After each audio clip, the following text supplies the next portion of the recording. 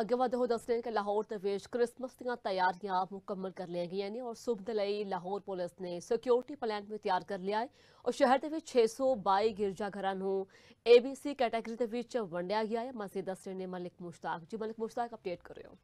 Christmas के हवाले नाल शहर लाहौर जिहड़ा सूबाई दारुल हुकूमत लाहौर है ਇਹਦੇ ਵਿੱਚ ਸਿਕਿਉਰਿਟੀ ਪਲਾਨ ਪੁਲਿਸ ਵੱਲੋਂ ਜਾਰੀ ਕਰ ਦਿੱਤਾ ਗਿਆ ਹੈ ਕਿ ਮਸੀਹੀ ਲੋਕਾਂ ਵਾਸਤੇ ਇਹ ਵੱਡਾ ਦਿਨ ਹੈ ਤੇ ਇਸ ਵੱਡੇ ਦਿਨ ਨੂੰ ਮਨਾਉਣ ਵਾਸਤੇ ਜਿਹੜੀ ਵੀ ਜਗ੍ਹਾ ਤੇ ਮਸੀਹੀ ਲੋਕ ਜਿਹੜੇ ਗਿਰਜਾ ਘਰਾਂ ਵਿੱਚ ਨਿਕਲਣਗੇ ਉਹਨਾਂ ਨੂੰ ਵੀ ABC ਕੈਟਾਗਰੀ ਦੇ ਵਿੱਚ ਜਿਹੜਾ ਨਾ ਉਹ ਵੰਡ ਦਿੱਤਾ ਗਿਆ ਤੇ ਉਸੇ ਤਰ੍ਹਾਂ ਉਹਨਾਂ ਦੀਆਂ ਡਿਊਟੀਆਂ ਵੀ ਸਖਤ ਕਰ ਦਿੱਤੀਆਂ ਗਈਆਂ ਨੇ।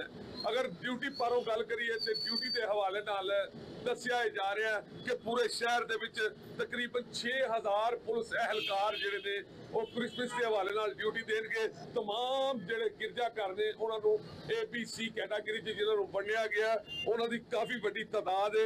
पुलिस का आखना है कि नाल ही नाल PRU ਤੇ ਨਾਲ ਡੋਲਫਿਨ ਦੇ ਜਵਾਨ ਨਾਲ ਦੂਸਰੇ ਅਪਰ ਸਬਆਰਡੀਨੇਟਰ ਲੈ ਕੇ ਆਪਣੇ ਅਫਸਰਾਂ ਨੂੰ ਲੈ ਕੇ ਉਹ ਵੀ ਵੱਡੀ ਤਾਦਾਦ ਦੇ ਵਿੱਚ ਨਾ ਸਿਰਫ ਡਿਊਟੀ ਕਰਨਗੇ ਬਲਕਿ ਗਿਰਜਾਘਰਾਂ ਨੂੰ ਬਾਰ-ਬਾਰ ਚੈੱਕ ਕੀਤਾ ਜਾਏਗਾ ਤੇ ਸਾਡੇ ਜਿਹੜੇ ਮਸੀਹੀ ਭਰਾ ਨੇ ਉਹਨਾਂ ਦੀਆਂ ਖਵਾਤੀਨ ਨੂੰ ਵੀ ਸਿਕਿਉਰਿਟੀ ਦਿੱਤੀ ਜਾਏਗੀ। CCPO ਲਾਹੌਰ ਵੱਲੋਂ DIG ਆਪਰੇਸ਼ਨ ਲਾਹੌਰ ਵੱਲੋਂ ਸਿਕਿਉਰਿਟੀ ਪਲਾਨ ਜਿਹੜਾ ਉਹ ਜਾਰੀ ਕਰ ਦਿੱਤਾ ਗਿਆ ਤੇ ਆਖਿਆ ਗਿਆ ਕਿ ਸਿਕਿਉਰਿਟੀ ਪਲਾਨ ਦੇ ਮੁਤਾਬਕ ਬਿਲਕੁਲ ਪੁਲਿਸ ਦਾ ਕੋਈ ਜਵਾਨ ਲਾਪਰਵਾਹੀ ਨਹੀਂ ਵਰਤੇਗਾ बल्कि रज के सख्त तरीके नाल ड्यूटी करेगा ते मसीही भरावां नूं रज के वध तो वध सिक्योरिटी दी जाएगी।